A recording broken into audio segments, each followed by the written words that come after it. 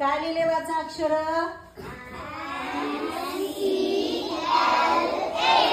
आता या 4 अक्षरांपासून तुम्हाला अर्थपूर्ण इंग्रजी शब्द बनवायचा आहे. कोण बनवेल? या बघू आता स्वराज बनवतोय का.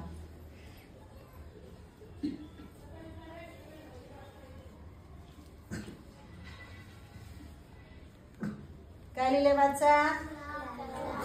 क्लॅम. क्लॅम असतो का शब्द? चुकलं. कोण येते? बघू आता संस्कृती बरोबर लिहिते का. CALM.